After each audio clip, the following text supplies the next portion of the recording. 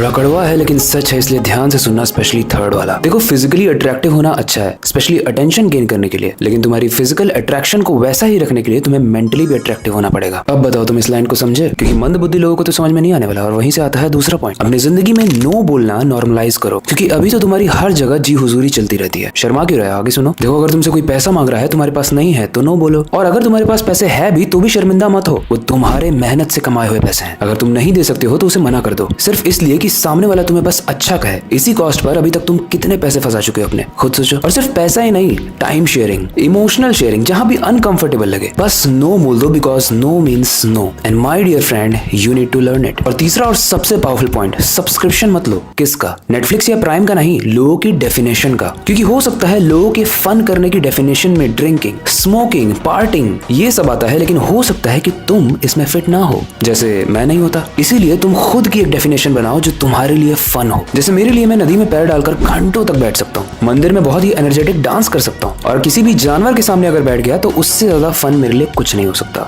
Including piece. और अगर तुम्हें मेरे साथ एंजॉय करना है तो तुम्हें भी यही करना होगा, बिकॉज यहाँ पर मेरा ऑरा पावरफुल है, और मैं चाहता हूँ कि तुम भी ऐसा ही ऑरा बनाओ। मैंने ऑरा ही बोला, तुम एक ही जगह एल क्यों लगा रहे हो? मजाक छोड़ो, और अगर सीरियसली ऑरा बनाना है तो इस पेज को फॉलो कर लो, वरना आखिरी बार मिलकर तुमसे अच्छा लगा।